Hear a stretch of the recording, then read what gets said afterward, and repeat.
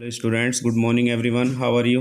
I am absolutely fine here and hope to you same. Students, it's chemistry for 10th class and today we will start our next chapter third, that is metal and non metals. आज हम बात करेंगे metal और non metals के बारे में। तो देखिए स्टूडेंट्स, सबसे पहले मैं आपको इसके बारे में थोड़ा सा बता देना चाहता हूँ।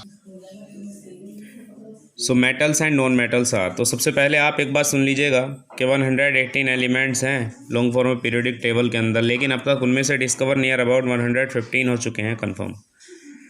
तो 115 एलिमेंट्स में से अगर देखा जाए तो इसमें मेटल्स भी हैं, इसमें नॉन मेटल्स भी हैं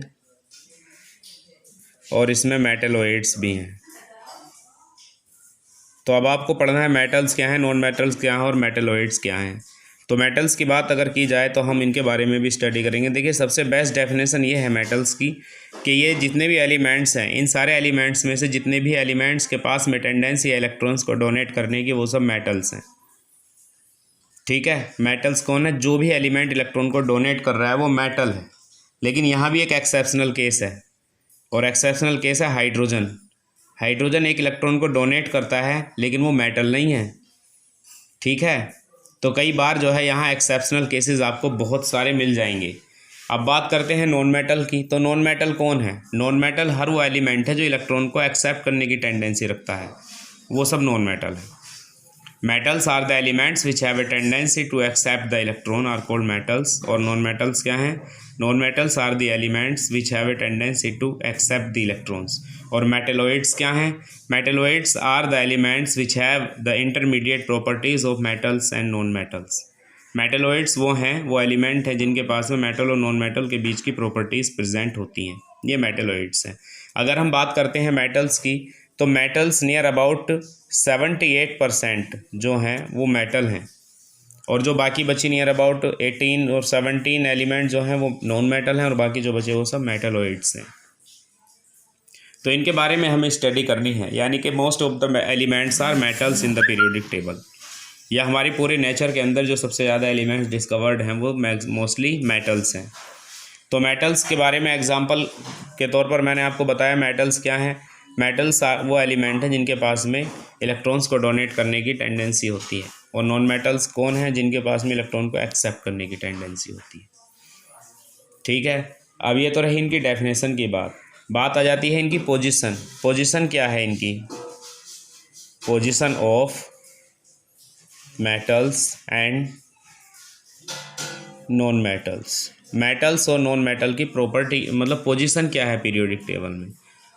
ठीक है, तो मैं आपको बता दूं कि जो आपकी पीरियोडिक टेबल है वो कुछ इस तरह की बनी हुई है, आप देख लेना अच्छे से।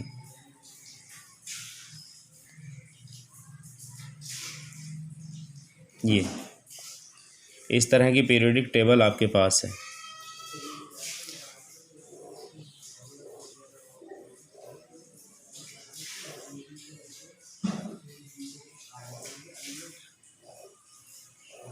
ये तो इसमें जो है पीरियोडिक टेबल के अंदर जो लेफ्ट हैंड साइड है और ये राइट हैंड साइड है।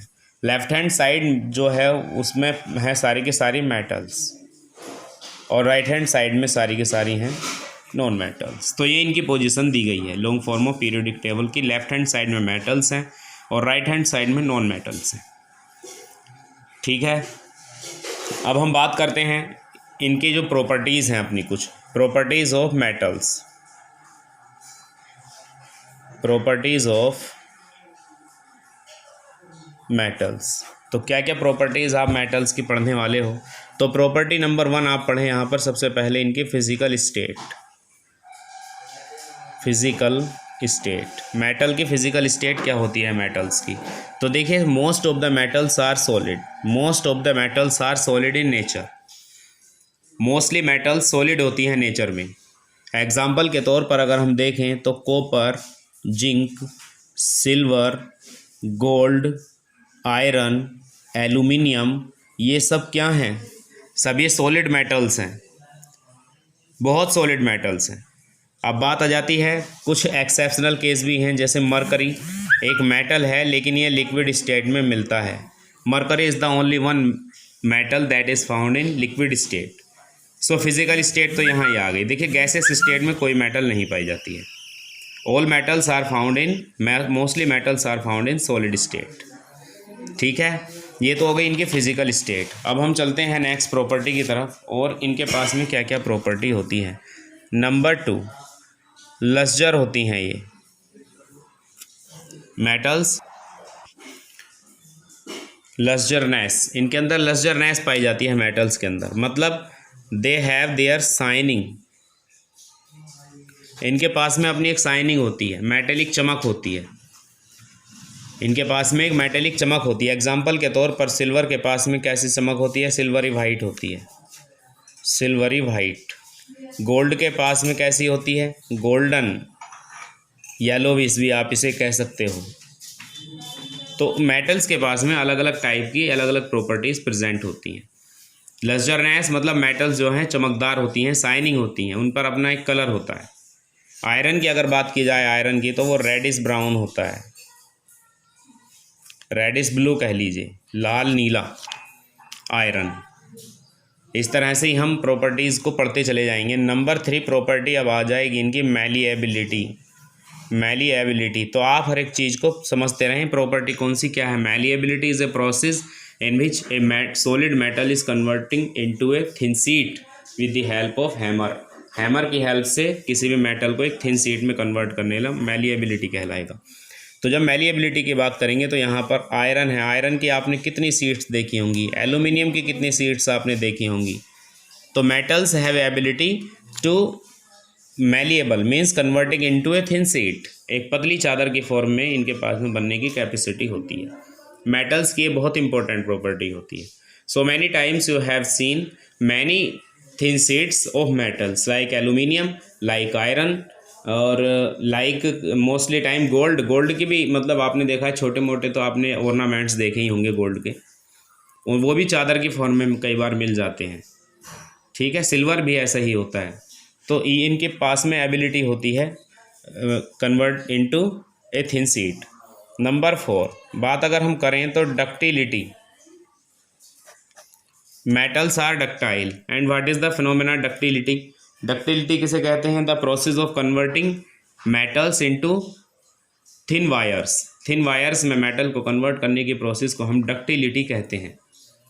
Ductility may be defined as the process of converting a metal into thin wires. पतले पतले तारों में किसी भी मेटल को कन्वर्ट करने की प्रॉपर्टी हम डक्टिलिटी कहते हैं। अब देखिए यहाँ जो मोस्ट डक्टाइल एलिमेंट्स हैं वो गोल्ड और सिल्वर हैं, सबसे अच्छे, बेस्ट, एकदम बेस्ट डक्टाइल।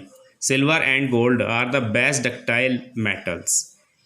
ये लगा लीजिए 1 ग्राम गोल्ड से नियर अबाउट 1 किलोमीटर लेंथ का गोल्ड का वायर खींचा जा सकता है, तार खींचा जा सकता है, इतना ज़्यादा डक्टाइल होता है ये गोल्ड, समझे आप।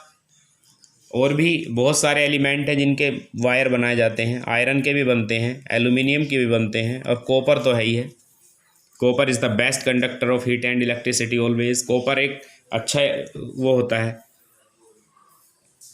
बेस्ट कंडक्टर होता है हीट का और इलेक्ट्रिसिटी का। कॉपर के वायर आपने देखे होंगे मार्केट में भी, आपको थोड़े महंगे मिलते हैं कॉपर के वायर। तो metals are also ductile, metals ductile भी होती हैं।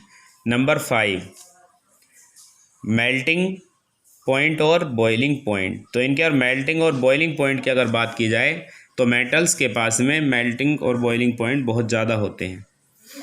ठीक है, एग्जाम्पल के तौर पर अगर मरकरी की बात की जाए तो मरकरी तो एक लिक्विड मेटल है, तो इसका जो है थोड़ा लो होता है।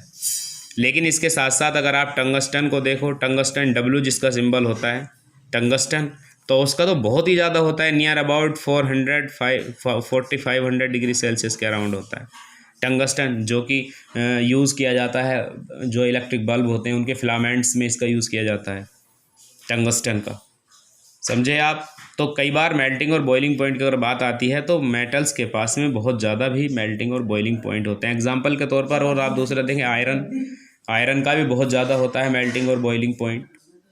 ठीक है स्टूडेंट्स, तो अभी क्या है, हमने चैप्टर स्टार्ट किया है, तो आज की क्लास में हम केवल इतना ही बताएंगे आपको। आगे आने वाली क्लासेस में जो और अदर प्रॉपर्टीज़ हैं उनके बारे में बात करेंगे, फिर हम नॉन मेटल्स की फ़िज़िकल प्रॉपर्टीज़ पढ़ेंगे, उनके बाद फिर इन दोनों की केमिकल प्रॉपर्टीज़ का नंबर आएगा। मेटल्स की भी केमिकल प्रॉपर्टीज़ और नॉन मेटल्स की भी केमिकल प्रॉपर्टीज़ हम स्टडी करेंगे। Okay students, thank you and have a nice day. Good morning everyone.